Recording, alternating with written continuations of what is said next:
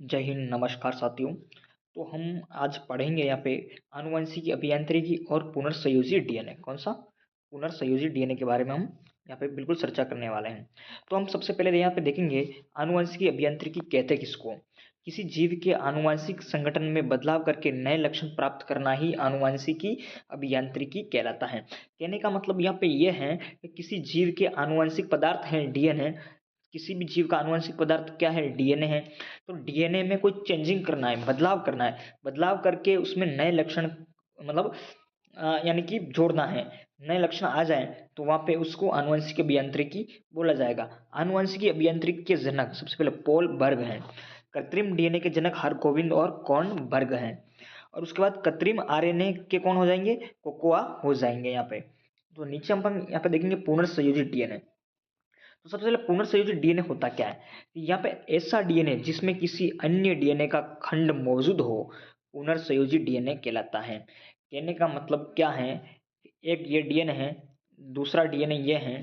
इस डीएनए का खंड हमने काटा और काट के इस डीएनए के पहले वाले डीएनए का खंड को तोड़ के हमने दूसरे वाला किसी जीव के डीएनए के खंड से जोड़ दिया। जो डीएनए ये प्राप्त हुआ, इस डीएनए को क्या बोलेंगे? हम पुनर्संयोजी डीएनए बोलेंगे। क्या बोलेंगे? पुनर्संयोजी डीएनए बोलेंगे। क्या बोलेंगे? पुनर्संयोजी डीएनए बोलेंगे। तो इस डीएनए इसी प्रकार अब देखेंगे हम आगे। और काइमेरिक डीएनए भी किसको बोलेंगे? पुनर्संयोजिक। यानी कि एक डीएनए का टुकड़ा तोड़ के हमने किसी दूसरे डीएनए के अंदर जोड़ दिया है, जो डीएनए प्राप्त हुआ वो काइमेरिक डीएनए या पुनर्संयोजित डीएनए कहलाएगा। एक जीव के डीएनए को दूसरे जीव के डीएनए के खंड को जोड़कर बनाया गया डीएनए ही क्या होगा? काइमेरिक डीएनए या पुनर्संयोजित डीएनए कहलाएगा। तो पुनर्संयोजित डीएनए तकनीक के जनक कौन है? स्टेनले एवं हर्बर्ट बोयर 1972। और नेक्स्ट हम आगे देखेंगे। सबसे पहले पुनर्संयोजित डीएनए को प्राप्त करने के लिए किस किस की जरूरत पड़ेगी? देखो, पुनर्संयोजित डीएनए को प्राप्त करने के लिए एक तो डीएनए की तो जरूरत पड़ेगी ही पड़ेगी। इसमें पहला तो यानी कि स्रोत डीएनए जहां से हमको खंड लेना है, और दूसरा जिसके अंदर जोड़ना है वो डीएनए, दोनों डीएनए की जरूरत पड़ेगी। उसके बाद एंजाइम की जरूरत भी पड़ेगी। एंजाइम की जरूरत क्यों पड़ेगी? उस डीएनए को प्राप्त करना है, जिस डीएनए को अपन जिसे इस डीएनए को प्राप्त करना है तो उसके अंदर सेल वॉल भी होगी, कोशिका भित्ति होगी, उसके बाद कोशिका झिल्ली होगी, कोशिका झिल्ली के बाद केंद्रक झिल्ली होगी, उसको भी तो हमको गलाना होगा। तो फिर गलाने के बाद जो डीएनए अपन को मिलेगा उस डीएनए को काटना भी होगा। फिर काटने के बाद उस डीएनए को दूसरे डीएनए में प्रवेश करवाना है, तो प्रवेश करवा के वहां पे उसको जोड़ना भी होगा। तो इसलिए वहां पे एंजाइम की जरूरत पड़ेगी। और वाहक, इस डीएनए से इस डीएनए में प्रवेश करवाना है तो वाहक की जरूरत तो पड़ेगी ही पड़ेगी ना। इसलिए इन तीन चीजों की यहाँ पे जरूरत पड़ने वाली है बिल्कुल। तो हम देख लेते हैं सबसे पहले। तो विभिन्न प्रकार के डीएनए की जरूरत पड़ेगी, जिसमें सोर्स डीएनए मतलब मूल मूल डीएनए बोल सकते हैं अपन, या फिर बोलेंगे मतलब जो स्रोत डीएनए बोलेंगे, जहां से खंड लेना है डीएनए का। दूसरा होस्ट डीएनए। होस्ट डीएनए का मतलब होता है जिस डीएनए में हमको जोड़ना है खंड को, वो डीएनए हो जाएगा। एस डीएनए मतलब जो डीएनए से बना डीएनए, और आर डीएनए का मतलब हो जाएगा अपने उसको आरएनए से बना डीएनए होगा सी डीएनए। और काइमेरिक डीएनए जिसे पुनर्संयोजित डीएनए बोलते हैं, अपन को पता है, मतलब जो एक नया डीएनए प्राप्त किया वही पुनर्संयोजित डीएनए है। तो यहाँ पे अब एंजाइम, किस किस एंजाइम की जरूरत पड़ेगी? सबसे पहले लयनकारी एंजाइम जो गलाने का काम करेंगे, काटने वाले एंजाइम की जरूरत पड़ेगी, उसके बाद जोड़ने वाले एंजाइम की जरूरत पड़ेगी, और संश्लेषणकारी एंजाइम की जरूरत पड़ेगी। वाहक में हम क्या क्या ले सकते हैं? प्लाज्मिड ले सकते हैं, फेजमिड ले सकते हैं, कोस्मिड ले सकते हैं, और जीवाणुभोजी ले सकते हैं। इनको अपन वाहक के रूप में ले सकते हैं। तो सबसे पहले मैं आपको कुछ बताना चाहता हूँ। यहाँ पे एक कोशिका है, ओके। इसके हमारा पादप कोशिका, कौन सी? पादप। और इसके ऊपर क्या है? ये कोशिका भित्ति। उसके बाद कोशिका भित्ति के बाद केंद्रक झिल्ली आ गई, अंदर केंद्रक झिल्ली होगी। तो यहाँ पे देखिए आप, यहाँ पे है सेल वॉल। सेल वॉल के बाद plasma membrane, okay. Cell membrane होगी, कोशिका झिल्ली होगी। देखो, कोशिका भित्ति, कोशिका झिल्ली और केंद्रक झिल्ली, ठीक है ना। तीन चीजें हैं सबसे पहले यहाँ पे। और अंदर है हमारा डीएनए। आगे समझ बात आपको। तो सबसे पहले अपन को क्या करना है? कोशिका भित्ति को गलाना है। तो कोशिका भित्ति को गलाने के लिए लयनकारी, किसकी? लयनकारी, यहाँ पे जरूरत पड़ेगी लयनकारी एंजाइम की, ओके। और इसको भी गलाने के लिए लयनकारी सब को गलाने के लिए, इसको भी गलाने के लिए लयनकारी एंजाइम की जरूरत पड़ेगी। यहाँ पे कोशिका झिल्ली को भी हमने गला दिया, केंद्रक झिल्ली को भी हमने गला दिया। अब अपन के पास आ गया डीएनए बचा है। अब डीएनए बचा है, लेकिन अपन को क्या है, डीएनए का एक खंड चाहिए। तो खंड की जरूरत पड़ेगी। तो खंड को कौन से खंड को काटने के लिए, किसी भी खंड को काटने के लिए अपन को क्या है कि यहाँ पे जरूरत पड़ेगी एंजाइम की। तो वो काटने वाले एंजाइम की जरूरत पड़ेगी। अब काट लिया हमने, अपन को डीएनए का खंड भी मिल गया, काट लिया, डीएनए का खंड भी है। अब इस डीएनए के खंड को अपने इस दूसरे वाले डीएनए के अंदर डालना है। तो इसको डालने के लिए, डाल के जोड़ने के लिए जोड़ने वाले की जरूरत पड़ जाएगी वहां पे, और फिर संश्लेषण एंजाइम की जरूरत पड़ जाएगी। तो इन चीजों की जरूरत यहाँ पे पड़ने वाली है। अपन नीचे देखेंगे। सबसे पहले प्रथम स्टेप क्या होगी, देखिए आपको मैंने बताया था का पादप कोशिका है, यहाँ पे इसकी कोशिका भित्ति है, फिर क्या कोशिका झिल्ली है, फिर केंद्रक झिल्ली है। तो इसको यानी कि लयनकारी पचाने वाले, पहले सबसे पहले प्रथम स्टेप है लयनकारी पचाने वाले एंजाइम की यहाँ पे जरूरत पड़ेगी। तो सेल वॉल को गलाने के लिए यहाँ पे प्लांट में सेलुलोज की होती है, इसलिए सेलुलोज एंजाइम यूज होगा। तो अब आपको मैं बताना चाहता हूँ यहाँ पे सबसे पहले प्रथम स्टेप क्या होगी। अब अपन को सबसे पहले पुनर्संयोजित डीएनए को प्राप्त करना है। तो सबसे पहली स्टेप होती है लयनकारी पचाने वाले गलाने वाले एंजाइम की जरूरत पड़ेगी। अब अपन को यहाँ पे इस कोशिका भित्ति को गलाना है। तो प्लांट में सेलुलोज की बनी होती है कोशिका भित्ति, इसीलिए तो वहाँ पे सेलुलोज नामक एंजाइम होगा, वो इसको खत्म कर देगा। कवक में काइटिन की होती है, तो वहाँ पे एक एंजाइम होगा, काइटिनेज एंजाइम की सहायता से इसको अपन गला लेंगे। फिर जीवाणु में लाइसोजाइम एंजाइम होगा, वो इसकी कोशिका भित्ति को, सेल वॉल को गला लेगा। अब इस सेल वॉल को गलाने के बाद इसका काम खत्म हो गया। अब आ जाता है अपने पास सेल वॉल के बाद कोशिका झिल्ली।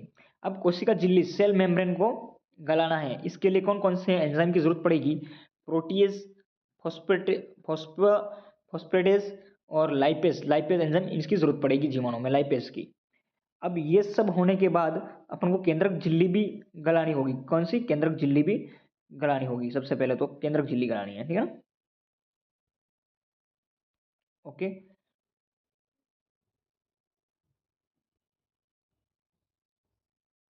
केंद्रक झिल्ली गलाने के लिए भी इसी जो जो अपने एंजाइम ऊपर दे रखे हैं, इसकी सहायता से हम इसको भी गला लेंगे। नेक्स्ट स्टेप हम देखेंगे हम विदलनकारी। तीसरी स्टेप आ जाती है विदलनकारी। विदलनकारी का मतलब यह है कटिंग करना है।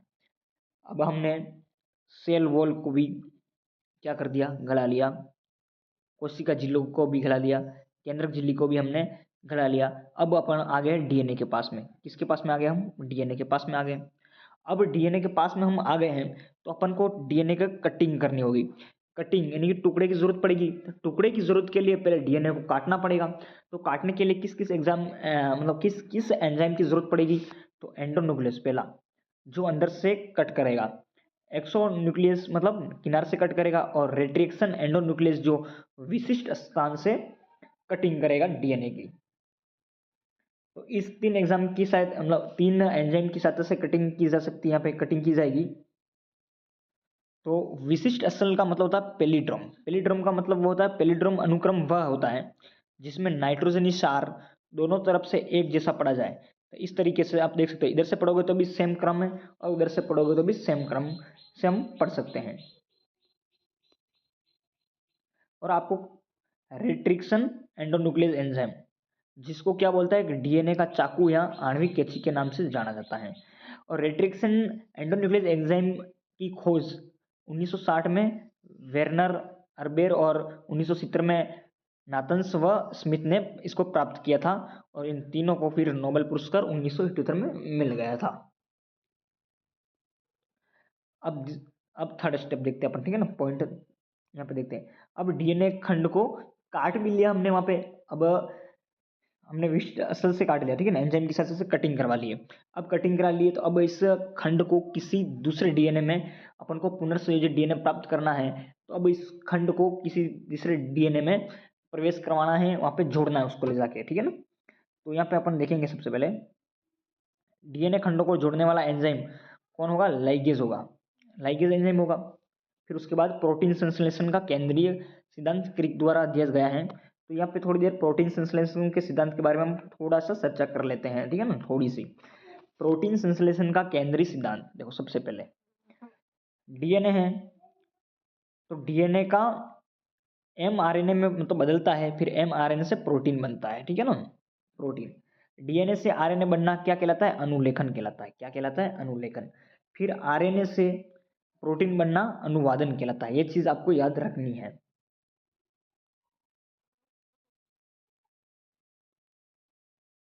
और मैं आपको कुछ बता देता हूं यहाँ पे। डीएनए से आरएनए बनना अनुलेखन कहलाएगा, और आरएनए से प्रोटीन बनना, जैसे आरएनए से प्रोटीन बनना अनुवादन कहलाता। क्या? अनुवादन कहलाएगा। अनुवादन क्या कहलाएगा? अनुवादन कहलाएगा। और आरएनए से डीएनए बनना रिवर्स अनुलेखन कहलाएगा। क्या कहलाएगा? रिवर्स अनुलेखन कहलाएगा। क्या कहलाएगा यहाँ पे? रिवर्स अनुलेखन कहलाएगा यहाँ पे। नेक्स्ट अपन यहाँ पे देखते हैं, तो डीएनए से डीएनए बनना क्या कहलाता है? प्रतिकृति कहलाता है। क्या कहलाता है? क्योंकि डीएनए में खुद में अपनी कॉपियां बनाने की, प्रतिकृति करने की क्षमता होती है। ये गुण इस डीएनए में पाया जाता है, ठीक है ना। डीएनए से डीएनए बनाने वाला, अब डीएनए से डीएनए प्रतिकृति हो रही है यहाँ पे, तो डीएनए से डीएनए बना, तो इसको बनाने वाला एंजाइम क्या हो जाएगा वहाँ पे? डीएनए निर्भर पॉलीमरेज एंजाइम हो जाएगा। और डीएनए से आरएनए बनाया, तो डीएनए निर्भर आरएनए पॉलीमरेज एंजाइम होगा वहाँ पे। और आरएनए से डीएनए बना, तो आरएनए निर्भर पॉलीमरेज एंजाइम यहाँ पे हो जाने वाला है। और उसके बाद हमने कटिंग भी कर ली थी, उसके बाद जोड़ने वाला एंजाइम भी देख लिया हमने, सब कुछ कर लिया। प्रोटीन संश्लेषण का भी हमने देख लिया यहाँ पे। तो हम देखेंगे क्लोनिंग वेक्टर। अब वाहक के बारे में हम पढ़ेंगे, ठीक है ना। वाहक की जरूरत क्यों पड़ रही है? वाहक, अब वाहक क्या है देखना। वाहक के बारे में पढ़ते हैं। स्रोत डीएनए। स्रोत डीएनए का मतलब ये होता है, मुख्य डीएनए, जो डीएनए है, स्रोत डीएनए, जिस डीएनए से हमको टुकड़ा लेना है डीएनए का, उसको बोलते हैं स्रोत डीएनए। स्रोत डीएनए से काटे गए डीएनए खंड को मेजबान डीएनए तक पहुंचाने का कार्य वाहक करते हैं। मेजबान का मतलब होस्ट डीएनए, जिस डीएनए के अंदर हम प्रवेश करवा रहे हैं, डीएनए का टुकड़ा या जोड़ रहे हैं, उसको हम बोलते हैं होस्ट डीएनए, मेजबान डीएनए। तो वहां का काम क्या है कि जो मेजबान स्रोत डीएनए है, स्रोत डीएनए, सोर्स डीएनए से होस्ट डीएनए में प्रवेश कराना है डीएनए को, तो वहां पे जिसकी जरूरत पड़ेगी फैक्टर की, उसको वाहक बोलते हैं। क्या बोलते हैं? वाहक बोलते हैं। तो वाहक निम्न प्रकार के हो सकते हैं। देखो, प्लाज्मिड, जीवाणु में मुख्य डीएनए के अतिरिक्त एक गुणसूत्री डीएनए होता है। जीवाणु में मुख्य डीएनए मतलब मुख्य आनुवंशिक पदार्थ डीएनए होता है। तो मुख्य आनुवंशिक पदार्थ के अतिरिक्त जो पदार्थ होता है, गुणसूत्री पदार्थ, उसको हम प्लाज्मिड बोलते हैं। उसके बाद कॉस्मिड, कृत्रिम प्लाज्मिड है ये। फेज या जीवाणु भोजी ले सकते हैं। बीएससी या जीवाणु कृत्रिम गुणसूत्र यहाँ पे ले सकते हैं। और पादप वायरस या जंतु वायरस इस रूप में वाहक के रूप में ले सकते हैं। सबसे पहले वाहक के गुण क्या हो सकते हैं? अच्छे वाहक कौन हो सकता है? अच्छा वाहक आकार में छोटा होना चाहिए, डीएनए से आसानी से जुड़ जाए ताकि ज़्यादा दिक्कत ना आए, जल्दी से जुड़ जाए। रिपोर्टर डीएनए मतलब सूचना का आदान प्रदान भी हो सके वहाँ, रिपोर्टर डीएनए होना चाहिए। और मिथाइलेज एंजाइम भी पाया जाना चाहिए अच्छे वाहक में। अब प्लाज्मिड के बारे में हम थोड़ा पढ़ लेते हैं। प्लाज्मिड एक वाहक है, तो प्लाज्मिड के बारे में पढ़ते हैं। तो प्लाज्मिड ट्यूमर के उपचार में एग्रोबैक्टीरियम ट्यूमिफिएंसिस जीवाणु से प्राप्त प्लाज्मिड का उपयोग किया जाता है यहाँ पे, ठीक है ना। पीआरबी 322 यह एक विख्यात प्लाज्मिड है, जिसे वोलिवर और रोड्रिग्स वैज्ञानिक द्वारा प्रयोग में 322 के दौरान बनाया गया था। और इस पीबीआर 322 को ई कोलाई नामक जीवाणु से इस प्लाज्मिड को प्राप्त किया गया था। अब देखो तकनीकी देखना, पुनर्संयोजी डीएनए तकनीक की प्रक्रिया। सबसे पहले होता क्या है, ये चीज आपको देखनी जरूरी है। देखो, सबसे पहले पुनर्संयोजी डीएनए को अपन को प्राप्त करना है, तो एक आपको सबसे पहले प्रथम स्टेप होती है रिसोर्स, मतलब जो स्रोत डीएनए तक पहुंचने के लिए लयनकारी एंजाइम की मदद से सेल वॉल, केंद्रक झिल्ली और केंद्रक झिल्ली और लास्ट में केंद्रक झिल्ली और सेल मेम्ब्रेन होगी, ठीक है ना। इसको गलाने के लिए इसकी जरूरत पड़ेगी लयनकारी एंजाइम की। सेकंड स्टेप आ जाती है, उनको गलाने के बाद सोर्स डीएनए का चाहा गया डीएनए प्राप्त करने के लिए एंडोन्यूक्लियस एंजाइम से कट लगाना होगा। ठीक है ना। अब डीएनए तक पहुंच गए तो अपन को कौन सा चाह रहा है उसका टुकड़ा अपन को जरूरत पड़ रही है, इस टुकड़े की डीएनए की, माना कि इस टुकड़े की डीएनए की अपन को जरूरत है, ये डीएनए अपन को चाहिए, तो उसको अपन को काटना पड़ेगा। काटने के लिए एंडोन्यूक्लियस एंजाइम इसको कट करेगा। एंडोन्यूक्लियस एंजाइम कट करने के बाद तीसरी स्टेप आ जाएगी, डीएनए के बहुत से टुकड़े में वांछित डीएनए खंड प्राप्त करने के लिए जेल इलेक्ट्रोफोरेसिस विधि काम में लेना है। यहाँ पे वांछित डीएनए की जरूरत पड़ेगी अपन को, एक पर्टिकुलर एक विशिष्ट डीएनए की वहाँ पे जरूरत पड़ेगी, किस भाग को अपन को किस टुकड़े को लेना है, इसके लिए एक विधि यूज में लेंगे। उसके बाद तीसरे स्टेप में जेल इलेक्ट्रोफोरेसिस विधि काम में लेंगे। फिर इसमें क्या होता है, डीएनए के टुकड़े को एगोजेल मतलब एगासेज जेल में डालकर विद्युत धारा प्रवाहित करते हैं, जिसमें डीएनए के छोटे से बड़े क्रम में ये टुकड़े व्यवस्थित हो जाते हैं जो एनोड पर जमा हो जाते हैं। इसके बाद इविडियम ब्रोमाइड मतलब देखो कौन सा, इविडियम ब्रोमाइड डालकर डीएनए खंड को अलग अलग खंड प्रदान करते हैं, जहाँ से वांछित डीएनए को प्राप्त कर दिया जाएगा। वहाँ से फिर वांछित डीएनए को प्राप्त कर दिया जाएगा, और वांछित डीएनए को प्राप्त करने के बाद यहाँ पे आप देखोगे फिर उसके बाद चौथा स्टेप, डीएनए खंड को वाहक से जोड़ेंगे। अब वांछित डीएनए अपन को प्राप्त हो गया, अब वाहक हम ले रहे हैं, प्लाज्मिड भी ले सकते हैं, वाहक ले रहे हैं, उस वाहक से जोड़कर होस्ट डीएनए जिस डीएनए में प्रवेश करवाना उसमें पहुंचाएंगे। फिर पांचवी स्टेप होगी लाइगेज एंजाइम द्वारा होस्ट डीएनए में लाए गए डीएनए को जोड़ना। अब जोड़ेगा कौन, लाइगेज, आपको पता है पहले ही बताया लाइगेज एंजाइम जोड़ने का काम करेगा, मतलब जोड़ने वाला एंजाइम होगा। अब होस्ट डीएनए में प्रवेश करवाया, वाहक के सहायता से प्रवेश करवाने के बाद जो डीएनए बनता है उसको हम पुनर्संयोजी डीएनए कहते हैं। पुनर्संयोजी डीएनए की आपको पूरी चीज समझ में आ गई होगी, पुनर्संयोजी क्या है। पीसीआर तकनीकी, देखो इस तकनीक का आविष्कार 1983 में कैरी मूलिस द्वारा किया गया। प्रयोग कहाँ होता है, एड्स और कोरोना की जांच में यहाँ पे प्रयोग होंगे। इससे क्या है, कम समय में आरएनए और डीएनए की करोड़ों प्रतियां बनाई जा सकती है पीसीआर तकनीक के द्वारा। और ये कैसे काम करती है, देखो एंजाइम, देखो इसमें इस एंजाइम का यूज किया जाता है जो 90 डिग्री सेल्सियस तक यहाँ रह सकता है। टीटीक्यू एंजाइम यानी कि टीटीक्यू प्लाज्मिड होता है, यहाँ पे देखो एंजाइम है, यहाँ पे पॉलीमरेज प्राप्त, ठीक है ना, यहाँ पे हो जाएगा। ये कोई खास नहीं है यहाँ पे, यहाँ नहीं देखना चाहिए अपन को, या ये सबसे इंपॉर्टेंट यहाँ पे होने वाला है। बनाए गए आरडीएनए को लक्ष्य कोशिका तक पहुंचाना है, तो तीन तरीके से पहुंचेंगे। जीवाणु कोशिका में तो सेल प्लस आरडीएनए बर्फ में रखेंगे, फिर 42 डिग्री सेल्सियस और कैल्शियम 2+ आयन और प्रवाह करेंगे, फिर बर्फ में वापस रख लेंगे। पादप कोशिका में एक विधि है बायोलेस्टिक या जीन गन विधि द्वारा इसको प्रवेश करवा दिया जाएगा। जंतु में माइक्रो इंजेक्शन विधि द्वारा प्रवेश करवाया जाएगा।